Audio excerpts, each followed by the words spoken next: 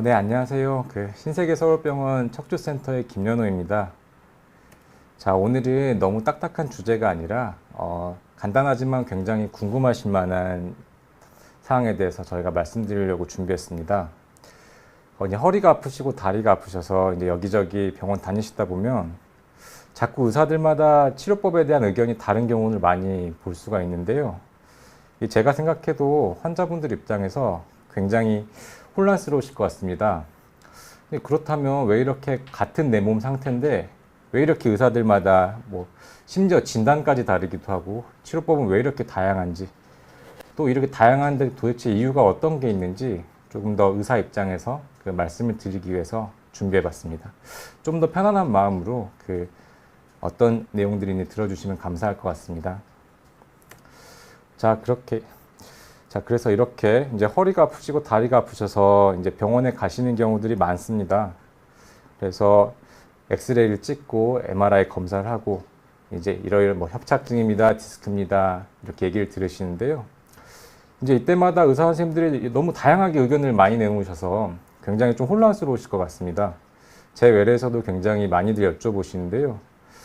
자, 어디 병원 갔더니 이제 신경주사 3번 맞으면 낫는다 이러시고 계시고, 어디 병원 갔더니 이제 꼬리뼈 시술을 하면 낫는다라고도 하시고요. 또 어디 병원 가면은 이제 현미경으로 긁어내는 수술을 해야 된다 말씀 듣기도 하고, 이게 너무 불안해서 대학병원까지 가면은 이렇게 핀 박는 수술을 해야 된다라고 하시기도 하고요. 또 이렇게 해서 또 곤란하다가 여기 찾아보다 보면 요새 내시경 수술이 많다 그래서 그런 병원을 가면 내시경 치료를 하면 나아진다 이렇게 얘기를 듣게 됩니다. 같은 내 몸인데도 이렇게 치료법들이 대여섯 개씩 여러 다른 의사들이 얘기를 하면 굉장히 혼란스러우실 수밖에 없는데요.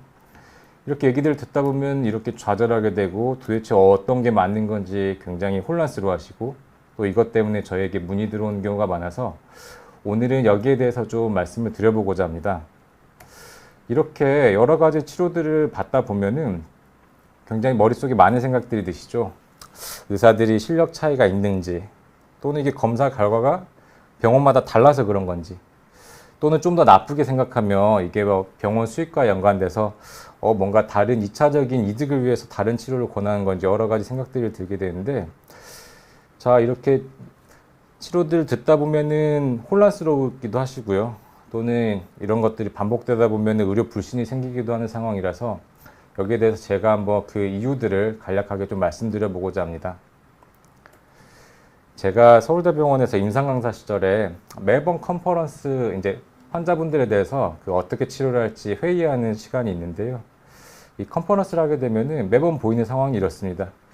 이제 제가 모셨던 교수님들은 이렇게 네 분이신데요.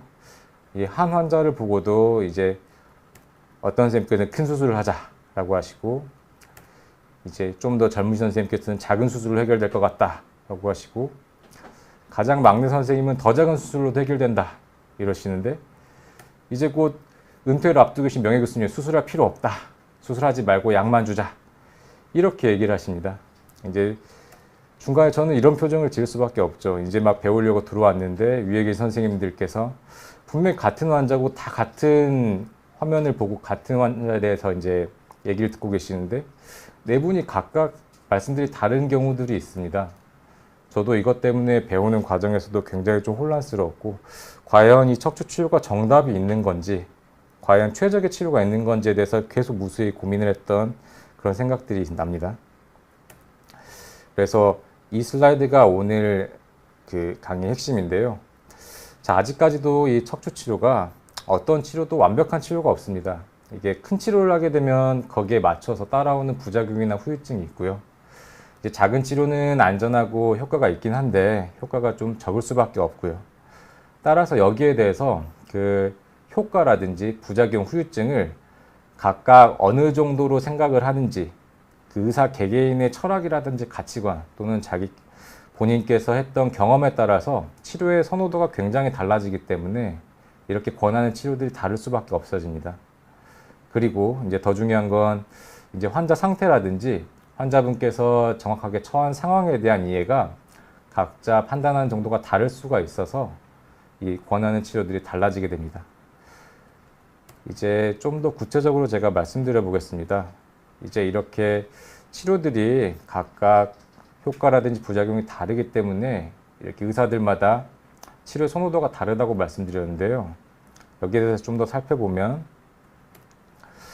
크게 보면은 이 치료들을 다음과 같이 5가지 정도로 구분을 해볼 수가 있습니다. 이제 흔하게 병원에서 처음 뵀을 때 시행하는 약물 치료, 그러니까 드시는 약을 먹거나 또는 이제 신경의 염증을 빼주는 이 신경 차단술 같은 주사 치료를 하는 흔히 말하는 보존적 치료가 있고요. 이제 두 번째로는 이제 시술이라 그래서 몸의 정상적인 것들은 보존을 하되 염증을 없애는 효과가 센 시술이 있고, 이제 세 번째는 이제 최근에 많이 각광받고 있는 이제 내시경을 통해서 병변 부위를 없애는 내시경 치료가 있을 수 있고, 그리고 아직까지도 가장 표준적인 방식인 현미경을 이용해서 병변 부위를 제거하고 치료하는 현미경 치료가 있겠습니다. 그리고 이제 최종적으로는 안 좋은 부위를 고정해버리는, 그러니까 조금 극단적인 예를 들면 이제 무릎이 안 좋다 그래서 이제 무릎을 고정시키듯이 허리가 많이 망가져 있다면은 허리뼈에 나사핀을 박아서 그 뼈를 고정해 버리는 고정술, 이렇게 크게 5가지 정도로 구분을 해볼 수가 있습니다. 아래 표와 같이 각각의 치료들은 효과는 제가 뒤로 설명드릴수록, 그러니까 큰 치료일수록 효과는 더 셉니다. 이게 나쁜 것들을 더 확실하게 제거를 하고 그게 더 재발하지 않도록 고정하고 없애는 게 더 효과적이겠죠. 다만 이 과정에서 이제 큰 치료들은 어쩔 수 없이 가지는 이제 부작용이나 후유증이 있을 수가 있습니다. 이 척추 치료가 전부 이 신경을 건드리면서 하는 치료이기 때문에 이 신경을 건드리는 과정에서 신경 손상이 있을 수가 있고요. 그 다음에 수술 과정이 이제 출혈도 많고 몸에 어떻게 보면 심신의 스트레스를 굉장히 크게 주는 행위인데요.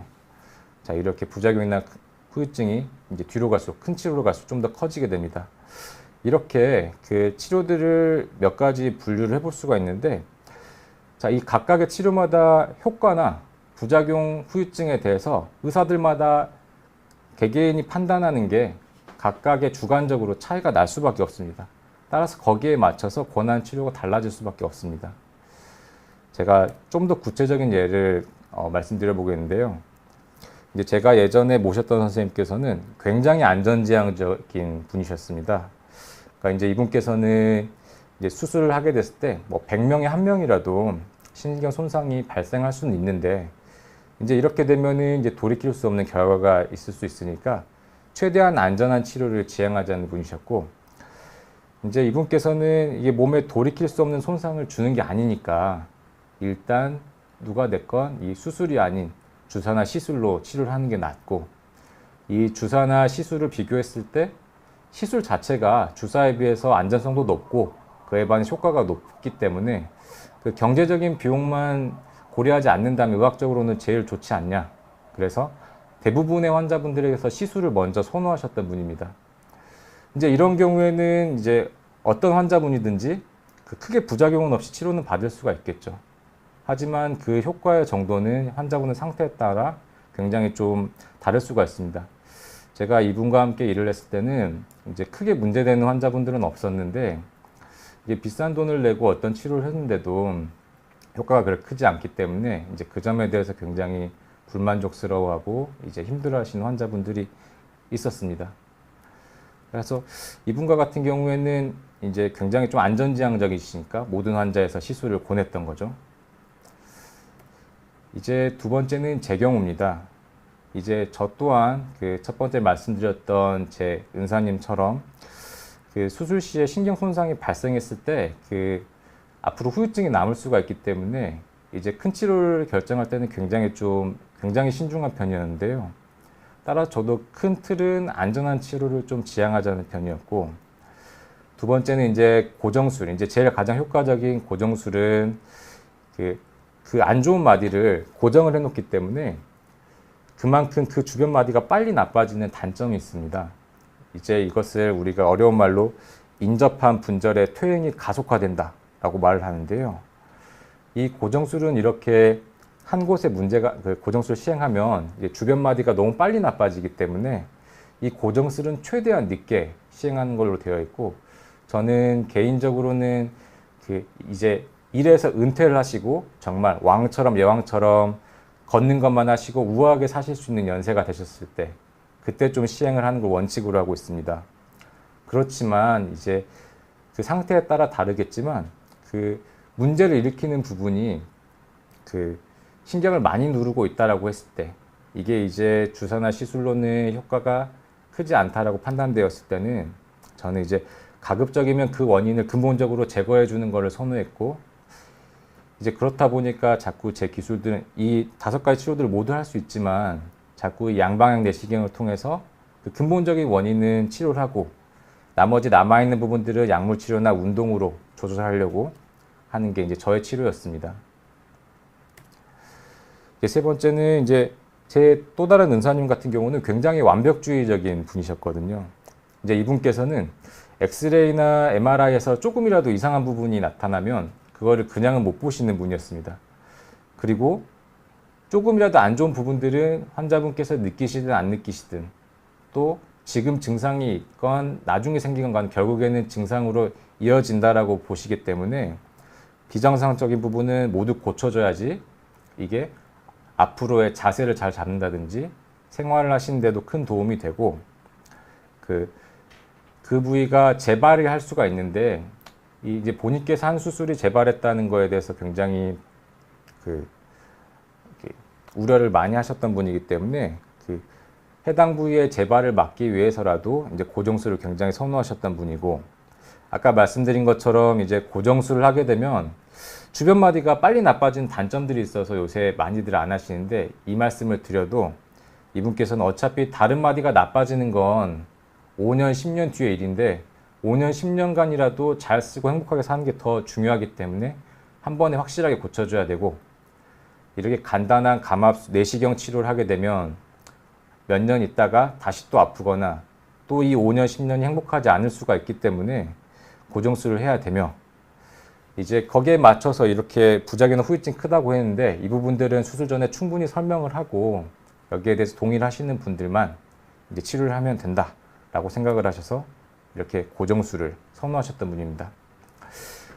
이렇게 보면은 여러 의사들께서 이제 본인만의 가치관, 성격, 스타일, 경험 등에 대해서 경험들을 토대로 이렇게 치료하는 게 다르기 때문에요.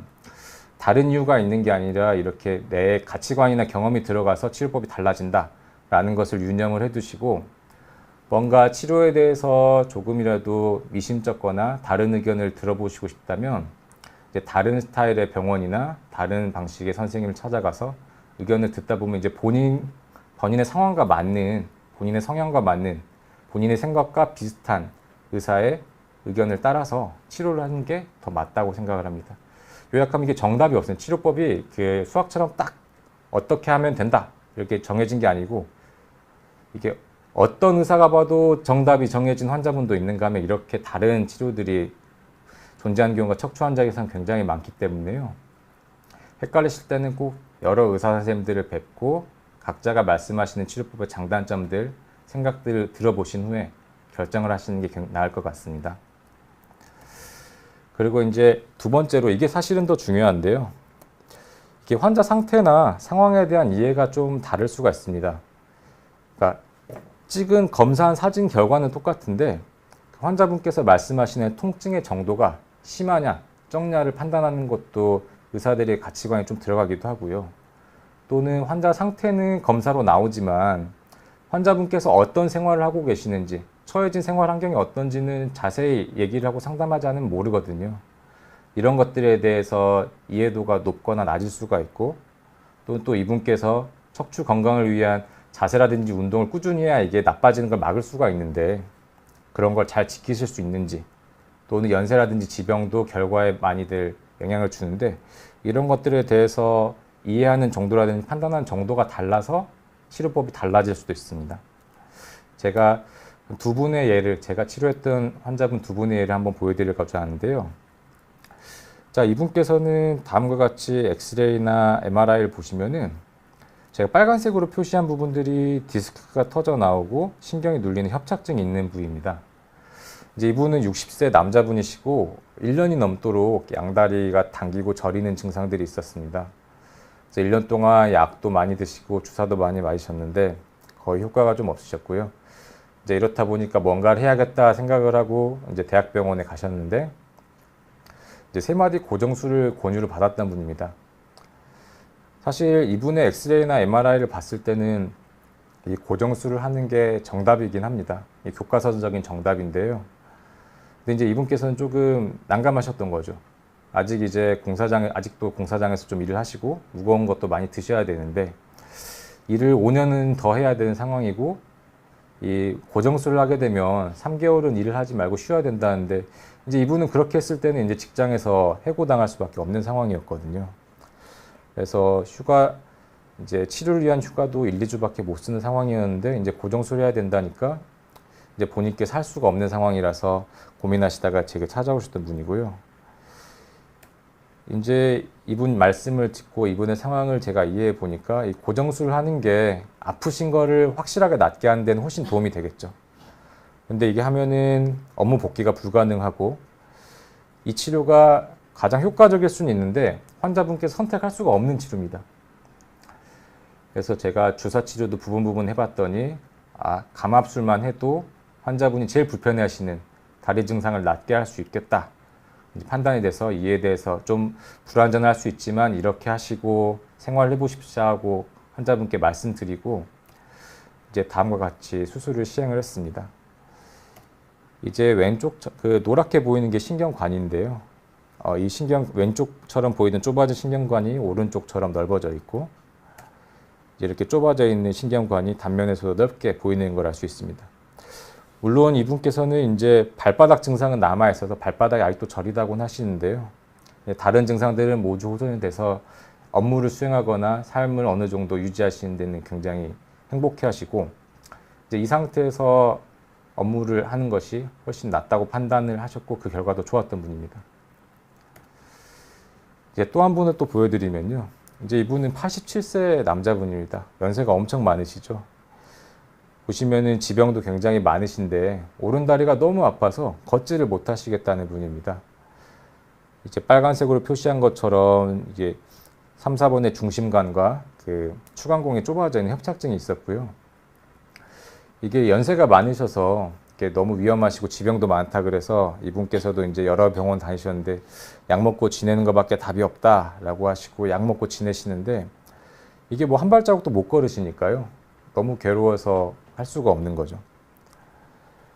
이제 이분과 같은 경우에는 주사나 시술이 전혀 효과가 없었던 분입니다. 이제 그렇다고 고정술을 하는 게 제일 완벽하긴 한데 연세가 많기 때문에 위험도가 높겠죠. 그래서 이분께도 말씀을 드리고 이제 증상이 조금은 남을 수 있는데 일단 내시경으로 막힌 길을 한번 뚫어보자 하고 말씀을 드리고 이제 다음과 같이 내시경 치료를 통해서 치료를 했고요.